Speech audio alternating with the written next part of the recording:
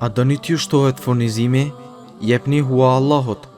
Para 3 vjetësh shkova në vizitë të një motër e devotshme muslimane, e cila ishte e martuar dhe jetonte në një shtëpi shumë modeste, gjëgjësisht në një banesë të vogël. Më pas, për një kohë të shkurtër u ndërprejnë vizitat tona, mirëpo vazhduan bisedat telefonike, pra e lajmëronim njëra tjetrën për të biseduar për ngjarjet e jetës sonë të përditshme. Ndërkohë, ajo më tregonte se gjendja e saj ekonomike kishte filluar të përmirësohej dhe se burri i saj kishte filluar të merrej me tregti. Një ditë prej ditëve vendosa të shkoj ta vizitoj përsëri, por këtë herë u mahnita nga ajo që pash. Ajo kishte shtëpi të re luksoze në një nga lagjet më të mira të Riyadit, kryeqytetit të Arabisë Saudite.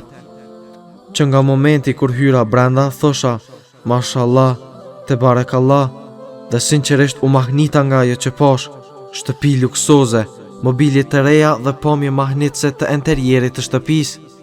Të gjitha këto kushtonin dhe s'ka mundësi t'i posedoj posa ati që ka të holla të shumta.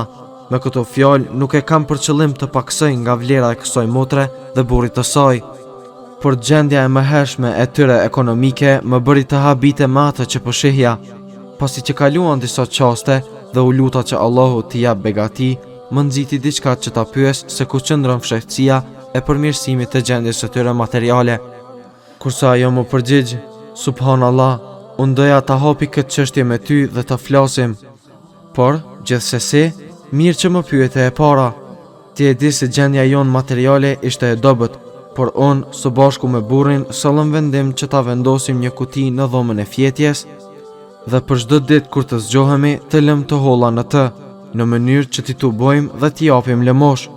Nuk kishte rëndësi sa ishte shuma e tyre, 1 rial saudian, 5, 10 apo 100.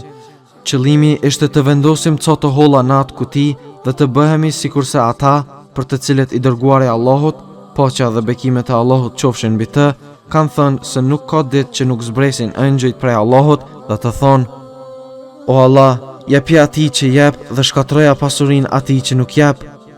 Për çdo javë burri e merrte dhe hapte kutin, duke mos shikuar as pak se sa të holla janë tubuar brenda javës. I merrte ato dhe i vendoste në xhepin e djathtë dhe pas çdo namazit të xumas i jepte si sadaka. Pasha Allahun, prej asaj dite që kemi filluar ta veprojmë këtë, risku jon është shtuar dhe begatia e Allahut nga çdo anë na ka kapluar. Allahu i madhëruar thot: kush do t'i jap Allahut një hua të bukur, ai që t'ja kthej shpërblimin shumë fish, Allahu e shtrëngon riskun dhe e liron. Tek ai do të ktheheni.